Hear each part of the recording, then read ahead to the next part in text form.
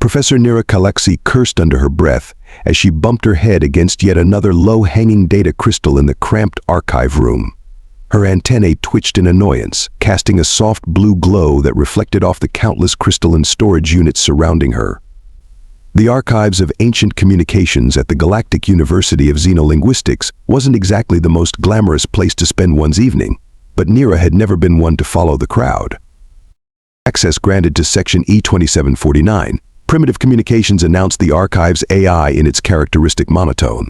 Warning: content in this section has not been accessed in 3,427 galactic cycles. Yes, I know it's old, Nira muttered, carefully maneuvering her way through the narrow corridor. Her six-fingered hand brushed against the dust-covered labels. That's precisely why I'm here. The truth was, Nira had always been fascinated by what her colleagues dismissively called primitive communications. While other professors focused on studying the elegant telepathic languages of the quantum realm beings or the complex gravitational wave dialects of gas giant dwellers, she found herself drawn to the crude, physical methods of communication used by emerging civilizations. Her antennae perked up as she spotted what she was looking for: a small, forgotten corner dedicated to a backwater planet called Earth. The data crystals here were so old, they had begun to fade from their usual brilliant purple to a dull lavender. "Now let's see what secrets you hold," she whispered, selecting one of the crystals and inserting it into her portable analyzer.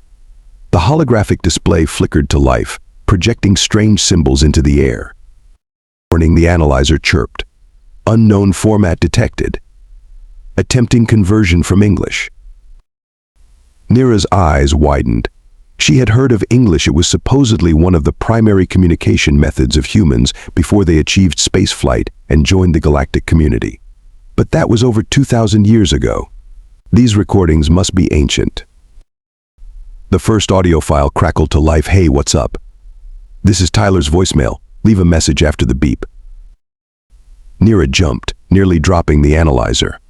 The strange sounds assaulted her audio receptors, forcing her universal translator to work overtime. She had never heard anything quite like it, so crude, so physical, so fascinating. Excitement bubbled up inside her as she began copying more files. There were thousands of them, something called radio shows, phone conversations, and viral videos. Each one was more puzzling than the last. "Why would someone want another person to break a leg for luck?" she muttered, scribbling notes furiously. "And what exactly is a cat got your tongue?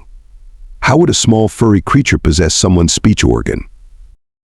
Her translator was having a particularly difficult time with something called memes. The concepts simply didn't translate into any known galactic standard. "Computer, analyze this phrase, take a chill pill." "Error," the computer responded. "No medication detected in archive. Reference may be metaphorical. Confidence level 12.3%. Nira groaned in frustration. These humans were absolutely bizarre. How did they understand each other? She was so engrossed in her work that she didn't notice the time slipping by. The archive's warning system had to flash 3 times before she finally looked up. "Professor Kalexi, the AI announced, the archive will close in 5 minutes. Please complete your research." "Just 5 more minutes," Nira pleaded, frantically downloading as much data as she could. "I've barely scratched the surface." As she rushed to gather her materials, her mind was already racing with possibilities. This discovery could revolutionize their understanding of primitive communication methods. Sure, her colleagues would probably laugh, they always did when she presented her research on physical languages. But something about these human expressions, these idioms, these strange ways of conveying meaning, there was a beauty to them that she couldn't quite explain. Little did Professor Nira Kalexi know, as she hurried through the empty halls of the Galactic University with her precious data crystals clutched to her chest, that she was about to stumble upon something far more extraordinary than ancient recordings. Something that would turn the entire field of xenolinguistics upside down, though she still wasn't quite sure what that idiom meant. The next morning, Nira arrived at her office earlier than usual, her antennae still tingling with excitement from last night's discovery.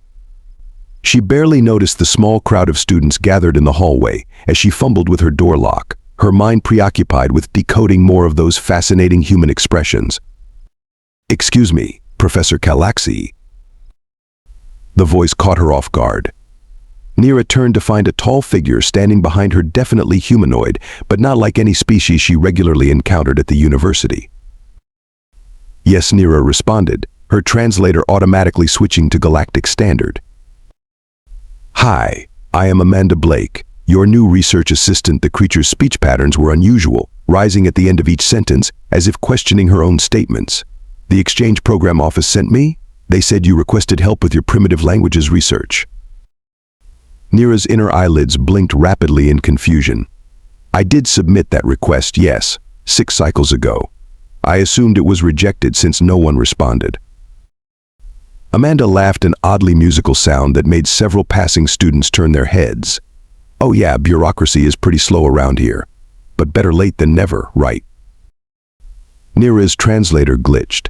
Better late than never. That makes no logical sense. Something cannot be both late and never simultaneously. It's just a saying, Amanda replied with a shrug. You know, like when something takes forever but finally happens. Forever is an absolute temporal concept that cannot be. Nira stopped mid-sentence, her antennae suddenly standing straight up. Wait, you said that was a saying? As in, an idiom? Amanda nodded. Yeah, English is full of them. The data crystal Nira had been holding slipped from her fingers and clattered to the floor. Several nearby students gasped as the precious artifact bounced across the polished surface. You speak English? Nira's voice had risen to a pitch that made the universal translators in the hallway crackle with feedback. Well, duh, Amanda replied. I am from Earth, after all. The hallway went silent. Even the ever-present hum of the university's quantum computers seemed to pause. Nira's antennae were now glowing so brightly they cast shadows on the wall. But that's impossible. Professor Junip Xilax, Nira's longtime academic rival, came rushing out of his office. English is a dead language. It hasn't been spoken in over 2,000 years. Amanda looked around at the growing crowd of astonished faces, confusion evident on her features. Dead language? We have over 3 billion English speakers back home. It's one of Earth's main languages for international communication. Nira felt her knees wobble. She grabbed onto her doorframe for support. 3 billion. Give or take, Amanda said, plus all the people who speak it as a second language. Though Mandarin still has more native speakers and Spanish is gaining ground in some regions. More languages. Professor Xilax looked like he might faint. His skin had turned from its usual healthy green to a sickly pale yellow. You mean to tell me humans still use multiple primitive verbal communication methods? Of course, Amanda beamed. We have thousands of languages. My roommate back home speaks 7 of them. Though I will admit, my Klingon is pretty rusty. The chaos that erupted in the hallway was unlike anything the Galactic University had seen in centuries. Professor Xilax actually did faint, crumpling to the floor in a heap of academic robes and wounded pride. 3 graduate students began arguing loudly about the implications for their theses on the evolution of communication methods. Someone triggered the emergency academic crisis alarm, which brought Dean Vira herself running from her meditation chamber. What in the name of the 7 quantum realms is going on here? The dean demanded, her ceremonial headpiece askew. Dean Vira. Nira managed to find her voice. This is Amanda Blake. She's a human, and she speaks. Hi, Amanda waved cheerfully. Nice to meet you. Love your headpiece, by the way. Very retro. The dean's mouth opened and closed several times, but no sound came out. Her cybernetic eye began to spin in its socket. Perhaps, Nira suggested gently, we should continue this discussion in your office. Yes, the dean whispered, still staring at Amanda as if she were a ghost. Yes, I believe that would be best. And someone please revive Professor Xilax. He's drooling on my new quantum carpet. As they made their way to the dean's office, followed by a growing parade of curious faculty members, Nira couldn't help but smile. For years, her colleagues had mocked her interest in primitive languages. Now, it seemed, the primitives weren't quite as primitive as everyone had assumed. Hey, Professor Galaxy, Amanda whispered as they walked. Why is everyone freaking out? Did I say something wrong? Not at all, my dear, Nira replied. her antennae glowing with barely contained excitement. You just happened to upend 2,000 years of linguistic theory, but no pressure. Amanda grinned. Cool. Does this mean I get extra credit? The days that followed were some of the most fascinating and frustrating of Neera's academic career. After the initial shock wore off, the dean had assigned Neera and Amanda a special research suite to document and study Earth's living languages. Unfortunately, the universal translators were having a nervous breakdown trying to keep up. So you're telling me, Neera said, rubbing her temples, that when humans say it's raining cats and dogs, no actual animals fall from the sky? Amanda lounged in her chair, feet propped up on the desk in a way that made the furniture's AI sputter with indignation. Nope, it just means it's raining really hard. But why not simply say that Neera's antennae drooped in exhaustion? Why bring fictional falling mammals into the conversation? Same reason we say break a leg instead of good luck, or knock on wood to prevent bad luck. Amanda rapped her knuckles on the quantum-stabilized desk for demonstration, causing several alerts to pop up on Neera's terminal. Please stop assaulting the furniture, Neera sighed. The maintenance department is still trying to recover from yesterday's high-five incident. The memory made Amanda snort with laughter. When she had attempted to teach the traditional Earth greeting to a group of enthusiastic xenolinguistic students, their enhanced strength had created a sonic boom that shattered every window on the floor. The cleanup crew was not amused. Sorry about that, Amanda said, not looking sorry at all. But you have to admit, it's pretty funny watching everyone try to understand human expressions. Yesterday, Professor Xylax spent 3 hours trying to figure out why we say someone let the cat out of the bag. Yes, he submitted a formal request to the ethics committee about animal cruelty and human idioms. Neera couldn't help but smile. He was quite distressed about all the birds you kill with stones. Their laughter was interrupted by the arrival of lunch, or what passed for lunch in the research suite. The food synthesizer had been having trouble with Amanda's requests. Amanda poked at the wobbling mass on her plate. I said I wanted a hot dog. Query processed, the synthesizer announced proudly. 1 canine, heated to optimal consumption temperature. That's not I meant. Amanda put her head in her hands. Never mind. I will just have a sandwich. Processing query, the synthesizer hummed. Please specify which composition and preferred method of sand preparation. Neera quickly intervened before the machine could start importing beach materials. Standard nutrient paste for both of us, please. As they ate their bland but safely non-literal lunch, Neera noticed Amanda seemed quieter than usual. Is everything okay? Your normal volume settings appear to be malfunctioning. Just feeling a bit homesick. I guess. Amanda pushed her food around the plate. Back home, my friends and I would always grab coffee and shoot the breeze after class.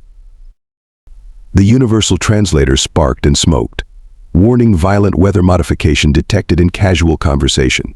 Recalibrating. No, Amanda laughed. It means to chat, to talk casually. Why does everything in English have to sound so violent to alien ears? Perhaps because your species spent so much time fighting, Neera suggested.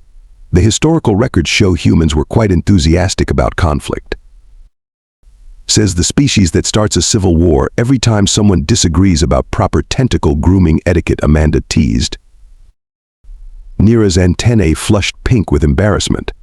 That was one time. And it was a very important debate about particle field maintenance. Their friendly banter was interrupted by Professor Xylax bursting into the research suite, his academic robes disheveled. Professor Galaxy, the most extraordinary thing has happened. Did you finally figure out why humans talk about elephants in rooms? Neera asked dryly. No. Well, yes, actually, but that's not important right now. He waved a datapad frantically. I've just discovered that humans don't just preserve their ancient languages, they're still creating new ones. Amanda nodded. Oh yeah, like computer programming languages, internet slang, emojis. Emojis, the professor's eye stalks extended to their full length. You mean those primitive pictographic communications we found in the archives? They're still in use. Check this out. Amanda pulled out her personal communicator and typed something. A holographic display appeared, showing a series of small images. Professor Xilax fainted again. "We really need to stop doing that to him," Nira remarked, watching the professor's prone form. "The medical bay is running out of smelling salts." Amanda pocketed her communicator with a grin. "Not my fault your colleague can't handle the tea." The translator sparked again. "Warning, hot beverage reference detected in non-beverage context. System confuse." Nira reached over and switched off the translator. Some things she was learning were better understood without technology getting in the way, like friendship and human idioms, especially human idioms. News of the living language discovery spread through the galactic academic community like wildfire, another human expression that sent the translators into fits. Within weeks, the Galactic University of Xenolinguistics was flooded with visiting scholars from every corner of the known universe. "Please explain again," demanded Professor Qwix, a gaseous being from the Nebula Academies who had to be contained in a special pressure chamber. "Why do humans say someone is under the weather when they are unwell? Are they not always technically under their planetary atmosphere?" "And why," chimed in Dr. Blorp, a hive-mind consciousness representing the collective institute of higher learning, "do they refer to simple tasks as pieces of cake? Our analysis shows no correlation between baked goods and task difficulty." Amanda, now a minor celebrity in academic circles, handled the constant questions with remarkable patience. "Sometimes a cigar is just a cigar," she said, which only led to another 3 hours of confused discussion. The university had to open a special wing just to handle the influx of research requests. Nira watched with amusement as distinguished professors and renowned scholars struggled with the basics of human communication. No, the usually composed Dean Vira was shouting at a group of senior researchers.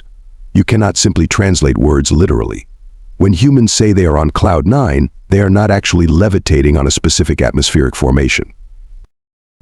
In the experimental linguistics lab, things were even more chaotic. A team of quantum realm physicists had spent an entire week trying to calculate the exact temperature at which hell freezes over.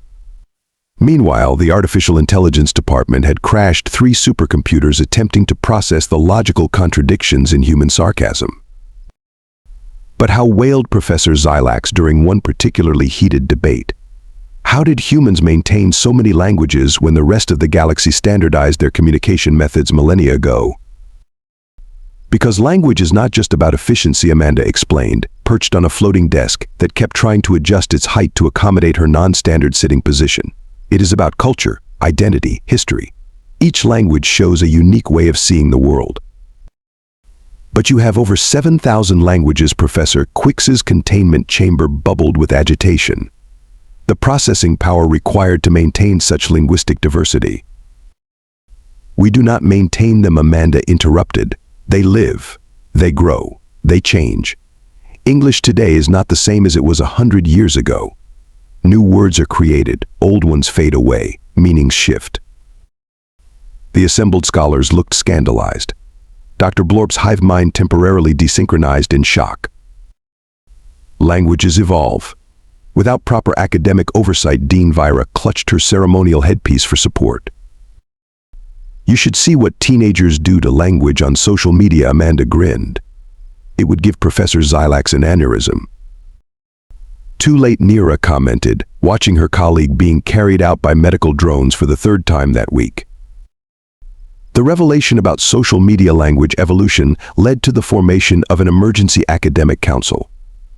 Representatives from every major learning institution in the galaxy gathered in the university's Grand Hall, their various environmental suits, containment fields, and physical manifestations creating a scene that looked more like a cosmic zoo than a scholarly assembly. "Order.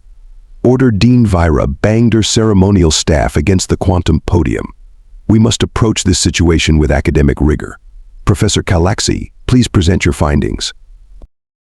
Nira floated up to the podium, her antennae glowing with pride. "Distinguished colleagues, what we have discovered goes beyond mere language preservation. Humans have not just maintained their ancient languages, they have created a linguistic ecosystem more diverse than any we have encountered in the known universe." Holoprojections filled the hall, showing examples of Earth's languages, Chinese characters dancing alongside Arabic script, Sanskrit verses flowing into Latin quotations, emoji chains sparkling between lines of computer code. But how is this possible? Someone shouted from the back. Their brains are so squishy. Perhaps, Nira suggested, that is exactly why. While we sought perfect efficiency in communication, humans embraced the beautiful chaos of diversity. While we standardized and simplified, they created and combined. Their languages are not preserved in archives like ancient artifacts, they are alive, evolving, adapting. The hall erupted in overlapping discussions in hundreds of standardized dialects. The universal translators were working so hard they began to emit a high-pitched whine. And that is not all, Nira continued, silencing the crowd. Humans do not just speak these languages, they play with them. They create art with them. They make jokes with them. What Dean Vira prompted as Nira hesitated. They make puns, Nira said gravely. The hall descended into chaos once again. Several scholars had to be escorted out for hyperventilation. Dr. Blorp's hive mind began composing emergency poetry in protest. 3 weeks later, the grand amphitheater of the Galactic Academic Conference was packed to capacity. Beings from across the cosmos had gathered for what was being called the most important xenolinguistics presentation in 2,000 years. The air crackled with excitement and various atmospheric modification fields. Nira stood backstage, her antennae twitching nervously. Are you sure about this, Amanda? The traditional conference format would be much safer. Amanda adjusted her presentation outfit, a combination of formal Earth attire and galactic academic robes that had scandalized the university's fashion AI. Trust me, Professor. If we want them to understand human languages, we need to make them experience them. But a live demonstration of Nira checked her notes. Slam poetry? The medical team is already overwhelmed. Just wait until we get to the rap battle portion, Amanda winked. Before Nira could protest further, Dean Vira's voice boomed through the amphitheater. Distinguished beings of academia, welcome to this historic presentation, Human Languages, a Living Legacy of Linguistic Diversity. The holoprojectors hummed to life as Nira and Amanda took the stage. The audience was a spectacular sight, a sea of tentacles, eye stalks, energy fields, and environmental suits stretching as far as the eye could see. Thank you all for coming, Nira began. Today we will challenge everything you think you know about primitive communication methods. Amanda stepped forward. Yo, check it out. Let's break it down real quick. All these alien folks thinking Earth speak is sick. The universal translators exploded in a shower of sparks. Several quantum linguists fainted. Dr. Blorp's hive mind began to hiccup. What you just heard, Nira explained hastily, was not a malfunction. That was English specifically, a form of rhythmic spoken word that humans call rap. But the grammar professor Quix's containment chamber fogged up in distress. The syntax, the completely irregular verbal patterns. Amanda grinned. That is nothing. Wait until you hear about Shakespeare. For the next hour, they led the audience on a whirlwind tour of human languages. Amanda demonstrated everything from formal Japanese honorifics to American street slang, from Scottish rolled Rs to Chinese tonal variations. With each example, the audience's reaction swung between horror and fascination. And now Amanda announced, for our final demonstration, internet memes. No, Professor Zylax shouted from his reinforced seat in the front row. We are not emotionally prepared. But it was too late. The holoscreen filled with a rapid-fire sequence of memes, each one more incomprehensible to the alien audience than the last. This one, Amanda pointed, combines an image of a surprised cat with deliberately misspelled text to create humor through. 3 quantum philosophers had to be carried out. The hive mind started speaking in lolcat. But do you not see? Nira raised her voice over the commotion. This is not primitive at all. This is language at its most advanced, fluid, creative, constantly evolving. Humans do not just speak their languages, they transform them, play with them, make them their own. She gestured to the confusion around them. We thought we had perfected communication by standardizing it. But look at us. We need universal translators just to say good morning. Meanwhile, humans have preserved thousands of ways to greet each other, to express joy, to share stories. And to make really bad puns, Amanda added cheerfully. A murmur went through the crowd. Tentacles were nodded thoughtfully. Eye stalks swiveled in contemplation. Perhaps Dean Vera said slowly, "We have been a bit hasty in our judgment of primitive species." "You think?" Amanda replied. "That is pretty sus. Not gonna lie, no cap." The translator maintenance team collectively gave up and went home. In the months that followed, the Galactic University of Xenolinguistics underwent a complete transformation. The once quiet halls now buzzed with the sounds of thousands of human languages being mangled by enthusiastic alien scholars. "Your pronunciation is improving," Dean Vira Amanda said encouragingly. "Though maybe we should stick to simple phrases for now." The dean's attempt to say supercalifragilisticexpialidocious had shattered every window in her office and caused a minor temporal distortion. Nero watched with pride as new cultural exchange programs were established across the galaxy. Humans were suddenly in high demand as language teachers, their squishy brains and flexible vocal cords making them uniquely qualified to demonstrate the subtleties of everything from Mandarin tones to Dutch guttural sounds. "I still cannot believe," Professor Zylax remarked during a faculty meeting, "that humans use different words for the same thing just because they feel like it." "Totally radical, my dude," Amanda replied, having way too much fun teaching him 1980s surfer slang. The university had to establish new departments just to handle the explosion of interest in human linguistics.